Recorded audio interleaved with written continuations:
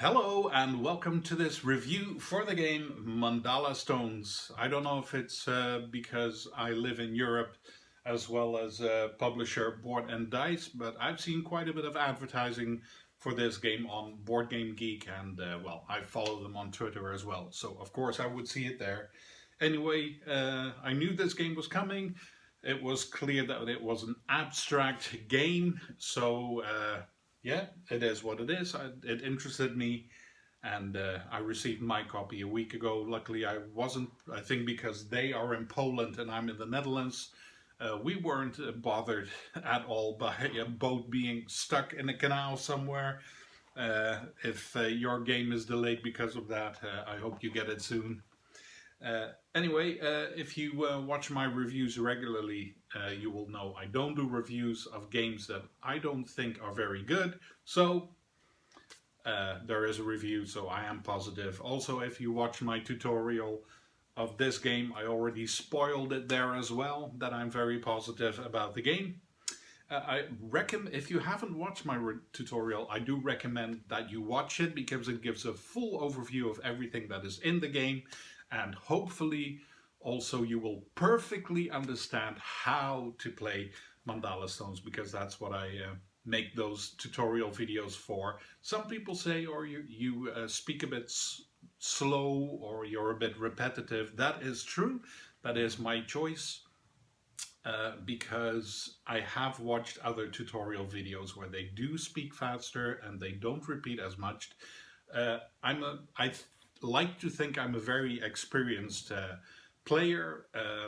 For those who happen to know it, Twilight Imperium, I played it, I understand it, and I love it.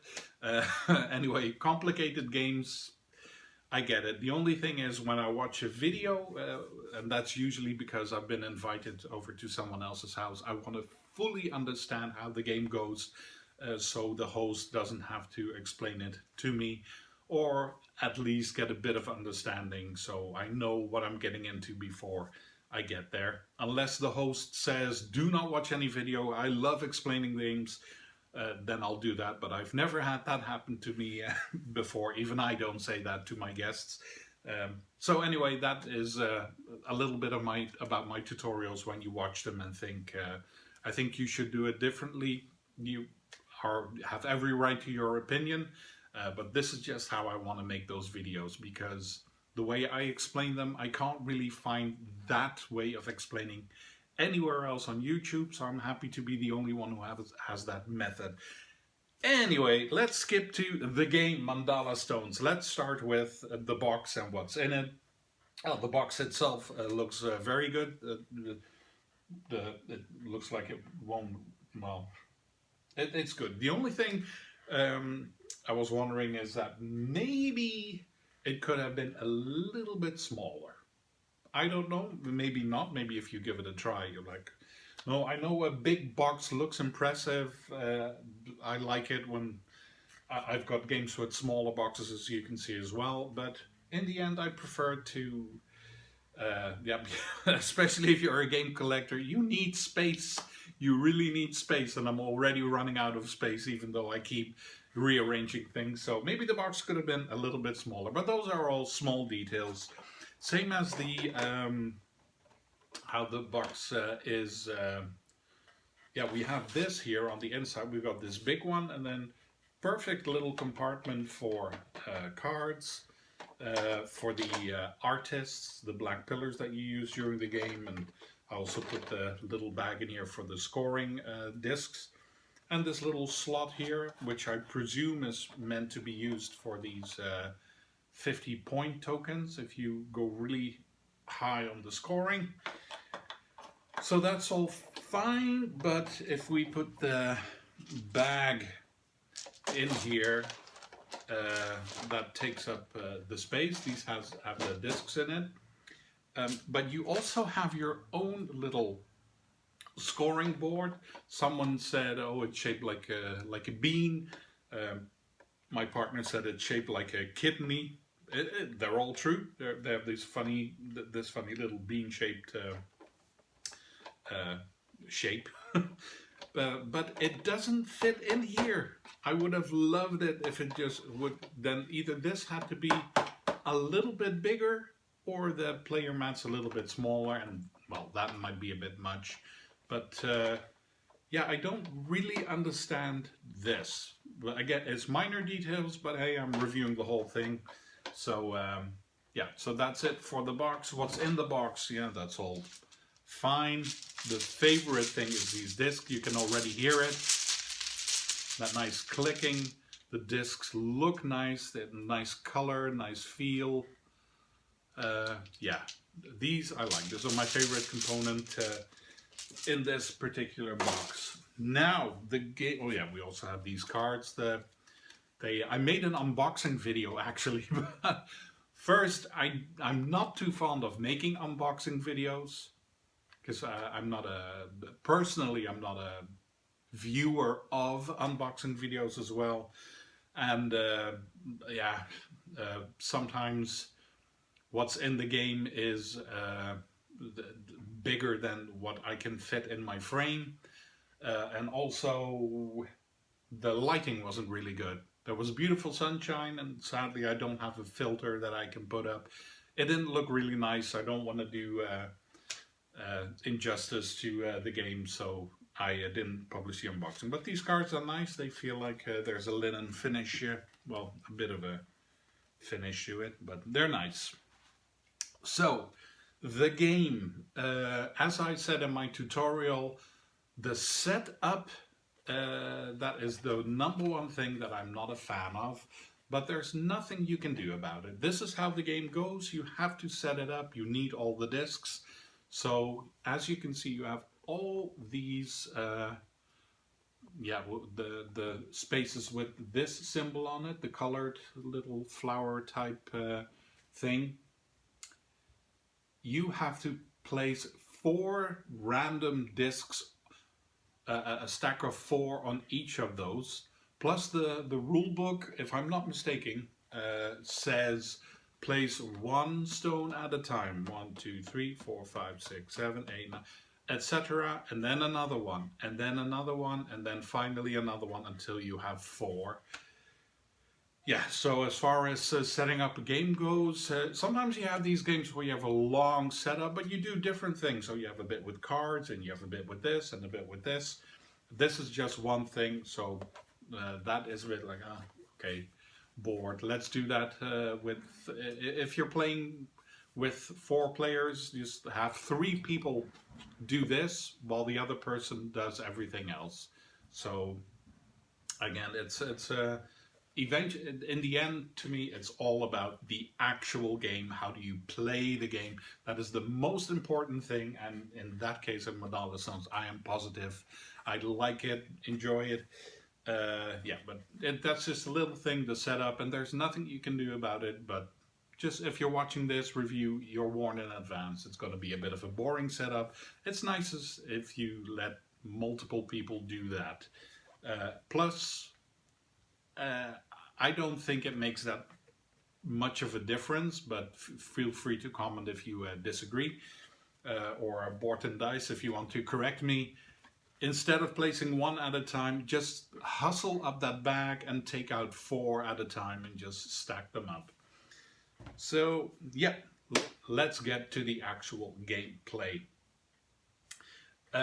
Maybe it's not true, but I think Mandala Stones came to be because the publisher looked at the game Azul and saw that that was a big success, and rightfully so. Azul is a very good abstract game, and they thought, we need a game like that. Maybe it's not true, maybe I'm just making this up, but that's what it feels like to me. And that's fine. If you see a certain product that you think, oh, I wish I had something like that in my catalog as well, why not? But whether they did or not, Mandala Stones is not a copy of Azul. It is its very own game, well done, well designed. I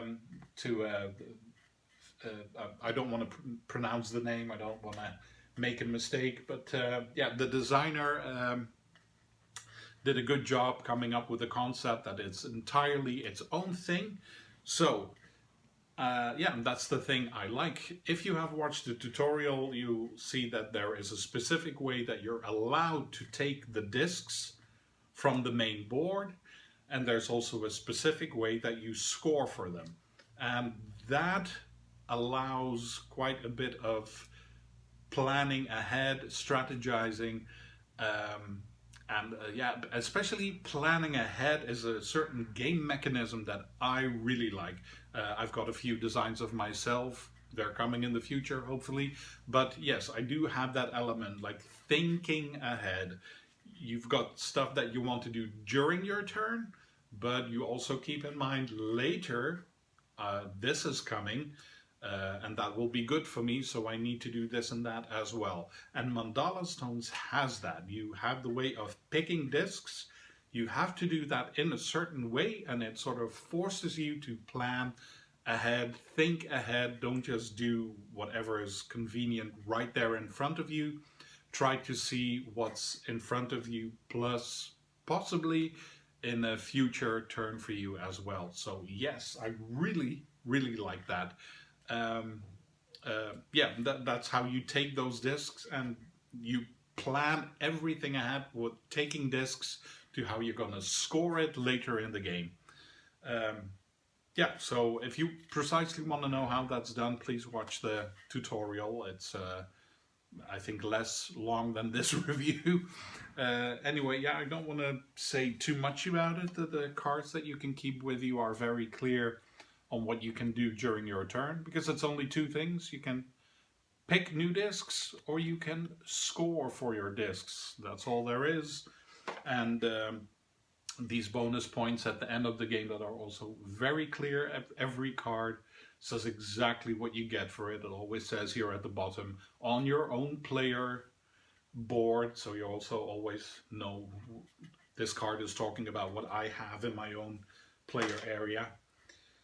Yeah, so what can I say about it? The game looks nice, the game plays nice. If you, if you like a game like Azul, I really can't imagine why you wouldn't like Mandala Stones. It does have the same elements in that you have a market, like the board. You have the market where everyone can take something. But yeah, since you have to move these pawns around every time, it is open to getting stolen from you, or you still have a chance that you will get whatever you wanted to. So yeah, I think if you watch the tutorial, you get a full view of how this game is played, and you can make up your own mind on it. But personally, I'm positive. I love the planning ahead element. I love the way the discs look. They're very nice. The scoring, learning that whole process. What do you get points for? Again, when you have no idea, at that point you might be a bit like, I don't get it. But when you play it, it's all very simple, and I don't think I think when you play it the second time, you don't need the rule book. I don't think you don't need the rule book for how to set it up. You don't need the rule book for how did this work. It's all very clear. I do want that there's two ways the game can end. Either you follow the track and you reach that particular space that says this is the final round, or one player just cannot do anything anymore. It must have come up in test plays, otherwise it wouldn't be in the rules, but I don't think it will happen very often. So yeah, Mandala Stones is a big recommendation for those who like abstract games where you think ahead, you puzzle it out, you can block other players as well. Try to keep it interactive. You can look at what someone else needs, because taking discs is all based on color, but scoring is actually based on color. So other players will be looking at colors to take new discs. So keep an eye out on that as well. Not too much, because of course you're playing for fun and not to only block other players. Anyway, yeah, I'll keep it at that for the review. Good game. very much will very much be liked by player lovers of abstract games. I like all sorts of games, not only abstract games. So for me as well, I liked it. And yeah, let's keep it at that. Well done to Board and Dice. It's a Polish company, fairly new, and I think it's being run by very nice people. This is not a sponsored video, by the way. I got my own copy. I paid for it. But yeah, keep an eye out on this. I also have another game called Teotihuacan. Also one of my absolute favorite games. Plus they try to do everything in a very open, inclusive, and well, the term doesn't sound nice, but politically correct manner. So keep it up, and thank you for watching this review. It's a bit long-winded, I know, but not as repetitive, hopefully, as my tutorials can be. Anyway, thank you for watching, and see you for the next one.